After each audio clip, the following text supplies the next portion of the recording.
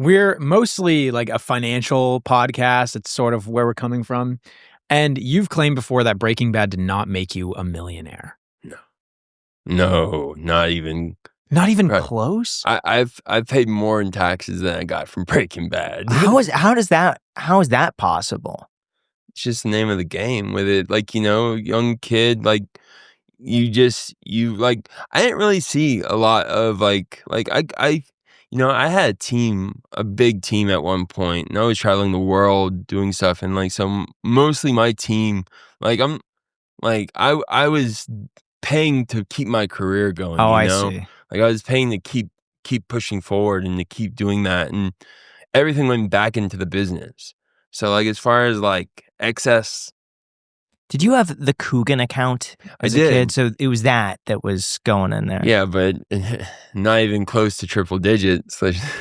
See, what's crazy is that Google says your net worth is $5 million. Where did they get that number from? I honestly don't know. I think it's what I've earned in my entire life. One thing that did put a damper on me, I did have a bad business manager. I did. Ugh. I got royally hammered. So what happened? In my last 4 years of my highest earning series. What was the justification behind the business manager making certain decisions? I wanted to protect my funds, so I got I was 18, 19, 17, 18. You hear all the bad stories, right? Yeah. You're like, hey, I wanted to I was like, okay, I'm going to get a business accountant. Up until that point, I always managed it. My family, we always, filled the sheets out, did the things, always had it. And then I was like, I really, everyone's kind of pushing me to make sure that I have a proper accountant. Dude, I got eaten. So did he just invest your money poorly, or did he siphon funds from you? What was the main? And what year was that? So I was around 17. So I'd probably say this was around 2011. Rough time in the market. Like 2011, 2012, 2013. And so I can't go into details because this person, I don't know, is still out there, but I know she got 14 other actors. I was one of this big group that she was targeting, primarily people with disabilities, elderly, older actors in the industry, and worked at the sheriff's department where she had her office at. So you would have to file at that. Sure. And but how does she lose the money? Is it poor investments? Is it high expenses? You just didn't get it? No, she didn't lose it. She was just siphoning funds. She was siphoning funds. Literally, I would write a check. I'd write a check and to go pay my taxes.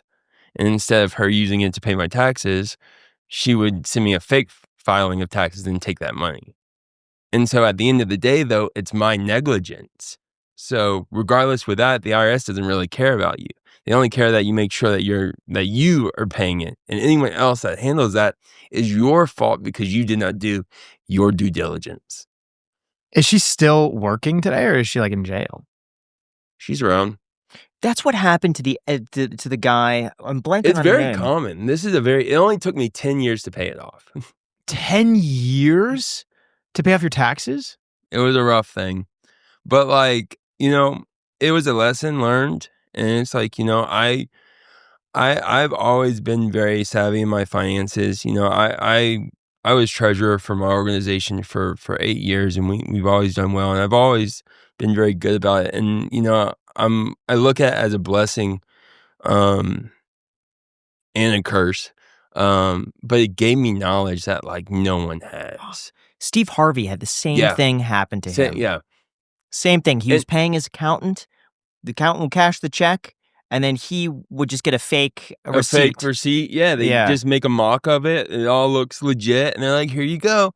And then 3 or 4 or 5 years later, with compound interest at 13, 14% or 17% interest on that total number for each year, you get this nice big check coming for you. How did you get a letter from the IRS? I didn't get one until it was too late.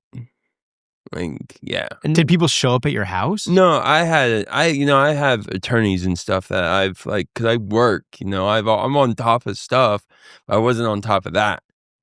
And so like, it was just one of those days you get a letter and it's like, your heart drops. Who do you call after you get that letter? You call your CPA. You call And what did a she license. say? Well, you don't, not her. You call another attorney. You call a forensic accountant, and then you figure out, okay, what happened. What did she say? Good luck. How? Would she even talk to you?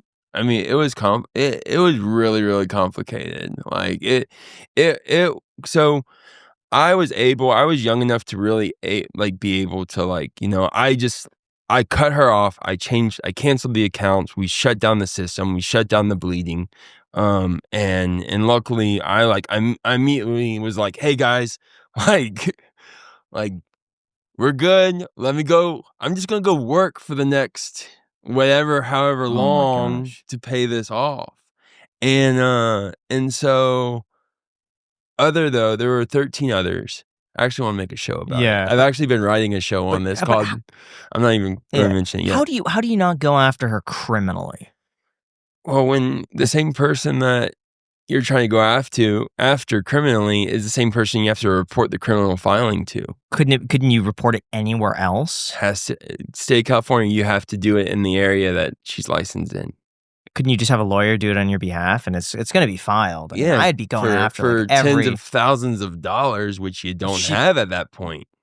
Any lawyer would take that. Any lawyer would take that on contingency. Still your negligence. Yeah, you still owe it. But my point being is that if she, just as an example, got $100,000, I guarantee she has $100,000 of assets that you could seize. But I think it's criminal. It's not like you would go both. You'd be going after her personally. So and yeah, but it's also criminal. wired. It's not in her name. It's all like it's very complicated. Like I can't go into detail because this is still an ongoing investigation. Like I would say pursue it. We've tracked it to offshore account shell companies. Gosh. Like no, we're not talking hundreds of thousands of dollars. We're talking tens of millions of dollars. And once it's out of the country, there's really not much you can do. And when you're targeting older actors. And you're targeting people that like are structured pay, and once they lose that foundation underneath them, they kind of just can't fight anymore. It's super messed up. And this happens to millions of people. Did you talk to all of the other like victims of this? Oh yeah, no, we're all in connection. We're all still in contact. There's still a whole thing going on. And but they're pursuing it. No. There's nothing to pursue. Dude, I'm telling. There's I know. once the money goes beyond a certain point, you can't get it back. There's nothing there. But you could at least put this person behind bars. We know some great lawyers. It's a little more complicated than that, though. You think yes, you can, but you're talking like years of litigation, years of appeals, years of forensic accountants. So the cost of that's probably going to be in the millions, and then it's like, can you recover? Probably not. What do you do? Put her in jail, and then it's again, though, this is very, very common, especially the young actors. That's mind blowing, and it happens every day. It's probably happening right now somewhere. So, what's your advice to newer actors today when it comes to their finances? Record it, mark down every dollar. Keep track of it. Stay on top of it. Know where you're spending your money, how you're spending your money. I think technology today is getting stronger and stronger in where you can't hide money like you used to. Like used to is like, oh yeah, we have this stack of paper. Yeah, just put it in a shelf.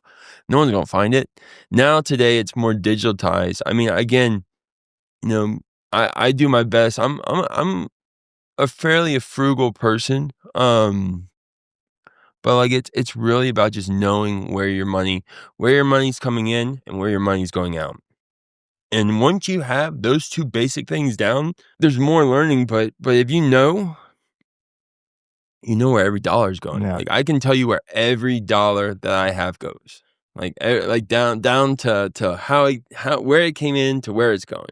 If you've ever been denied a car loan, credit card, or even an apartment because of what's on your credit report, you are not alone. Most people don't even know what's hurting their credit score, let alone how to fix it. That is exactly where our sponsor DisputeBeast comes in. It's an AI-powered platform that helps you find and remove outdated or inaccurate items from your credit report fast. We're talking things like late payments, old accounts and collections, or even accounts that don't belong to you. Not to mention, how it works is super easy. You connect your credit report and DisputeBeast scans it for negative marks that could be dragging down your score. Then it generates custom dispute letters tailored for your situation, no templates and no guesswork. You could choose to just download the data and send it to the agencies yourself, or you can use their built-in mail service where they will literally handle everything for you. It's honestly just really clean and simple to use, and it's built by experts. So if you're ready to take back control of your credit, go to disputebeast.com/ICH today. There's also a link down below in the description, disputebeast.com/ICH. Guys, they will literally handle everything for you. If you're dissatisfied with your credit, they will do all of the research, let you know what's going wrong, and they will fight for you. disputebeast.com/ICH. Thank you so much to DisputeBeast for sponsoring this clip.